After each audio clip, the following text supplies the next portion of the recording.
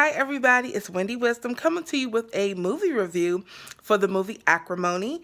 I just want to say this is a review with a twist because I don't want to spoil it for people who have not seen it. My review is based off of the wisdom keys or things that I learned or things that just served as confirmation. So the top three things are: one, if a relationship is causing you continual damage, emotional, spiritual, financial, anything that's affecting your peace and your self-esteem, those are red flags. It's calling for your attention. It's time for you to muster up some strength, pray, and figure out what it is that you need to do and plan accordingly. Second thing is when you are experiencing loss, you're going to experience grief. Anything that held significant value to you in your life.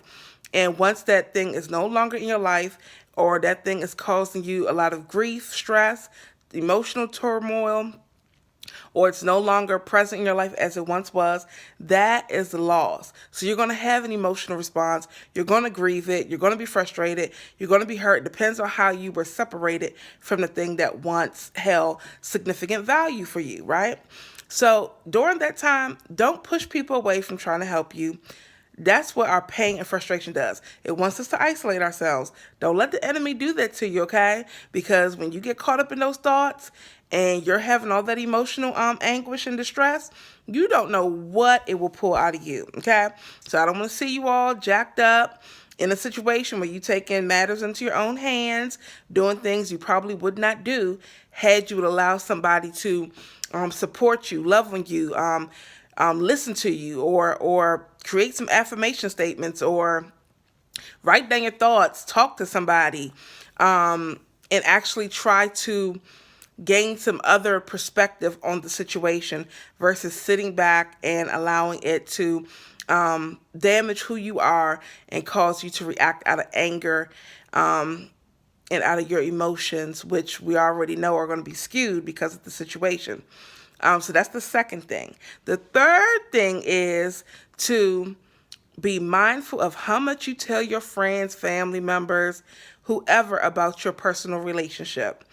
People love you, people care about you, so they're going to be concerned. They're going to feel like I have to step in, especially when it impacts your family, especially when it impacts you greatly. People care about you are going to say something. They're going to have an opinion. And even when you patch things up with your lover or your partner or your spouse, your loved ones are still going to be looking like, I don't really know. So be careful what you tell them, because a lot of times people will give you advice based off of their experiences, but their advice should not be God to you. Their advice should not be one to where it pushes you to do something in your heart you really don't want to do. For instance, I felt like Taraji's character ended up being upset with her sisters for leaving her partner. And, because of their judgment and because of things that went on, I think she finally just came to a point where she's like, shut the heck up and let me deal with this the way I need to deal with this.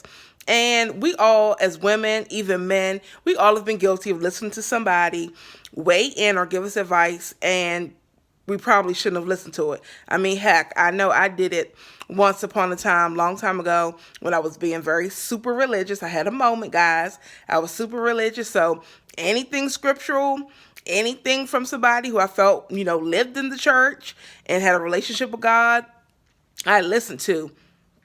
Big mistake. I learned my lesson now, guys. But what happened was I was getting to know a really good guy, positive guy, a different kind of guy, and a girlfriend of mine at the time who was trying to be a minister. She told me, God woke me out of my sleep and gave me a message to give to you.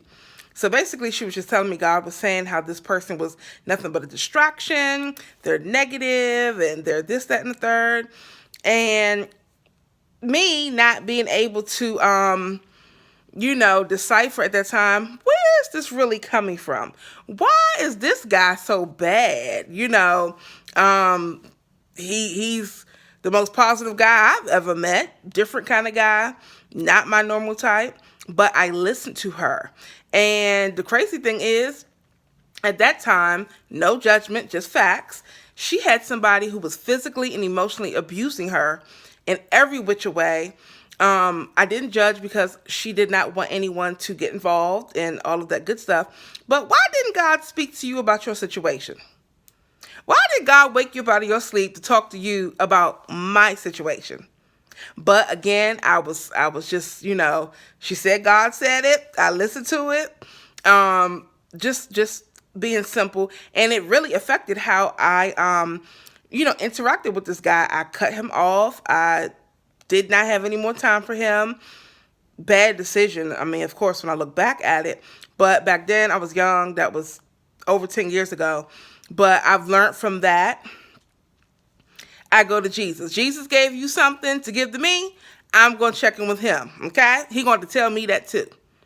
Anyway, but you got to have a relationship with God in order for you to even respond in that way and to really, be still enough so that God can reveal to you what needs to be revealed about a particular individual, whether it's an intimate partner, friend, loved one, business partner. It does not matter. God will reveal to you just what he needs you to know. And he may give it to somebody else to give to you, but also once they give you that wisdom or prophecy or whatever it is they think they're giving to you, then you have to go get in God's face and pray about it so that God can then reveal it to you too, okay? Keep in mind, you got to be open, because if you're closed, if you're hell-bent on, I'm going to make this situation work, God can't speak to you anyway because you don't want to hear. But you got to be open, okay? Anyway, guys, that's my review with the twist. Those are the top 3 things. Okay, first one is if the relationship is causing you continual damage, emotionally, psychologically, financially, whatever it is, red flag, red flag, red flag. Pay attention to it. Second thing is friends and family. Okay, when you're grieving a loss, let people love on you. Give yourself 2-3 days to cry about it. That is it. Don't stalk anybody's social media pages. Why continue to break your own heart? Don't do that to yourself. Don't do it to yourselves. Allow people to love on you and support you. If you need clinical intervention, if you need mental health services, get it. Don't let anybody make you feel ashamed about it. Get the help that you need before you do something that you'll regret doing, okay? All right. Third thing, as the last recap, is to be careful of who you allow to advise and speak on your situation, and kind of reduce what it is that you're sharing with everybody about your situation, because sometimes people don't know how to let go of the bad even when the good is happening, okay? So those are the 3 things I took away from this movie, Acrimony. Please share, comment. Let me know, what were your takeaways? What did you receive or learn, or what was confirmation for you? Because a lot of this is not new.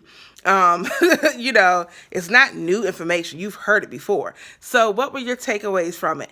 That's how I review things. I'm a wisdom seeker. I'm always looking to learn, to receive something, to change my perspective and elevate my perspective. So that's what this is about. My review with the twist. All right, guys, thanks for listening. I look forward to hearing your feedback. What did you receive from the movie Acrimony? Toodles.